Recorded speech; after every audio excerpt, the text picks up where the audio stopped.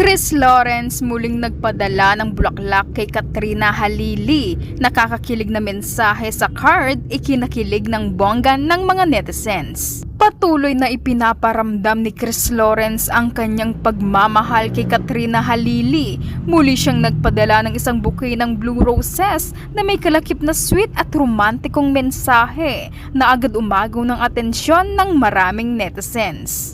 Sabi ni Chris sa card, "Blue roses muna habang wala pa ako, pero promise, pauwi na ang Mr. B mo. Konting hintay na lang. MU duties resume. See you in my favorite place beside you." Sa bawat katagang isinulat ni Chris, hindi napigilan ng maraming netizens ang kiligin. Ngunit ang pinaka nakakakilig ay ang huling linya ng kanyang mensahe. "See you in my favorite place beside you."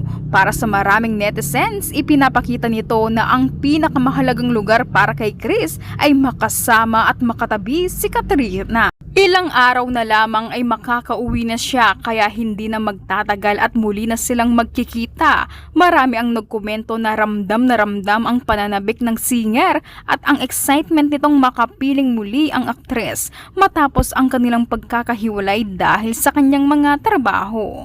Gandang-ganda naman si Mr. B kay Miss B. Nabighani naman siya matapos gawin ang Bleeding Love version 2.0. Kilig ng bongga si Mr. B sa kagandahan ni Katrina Halili.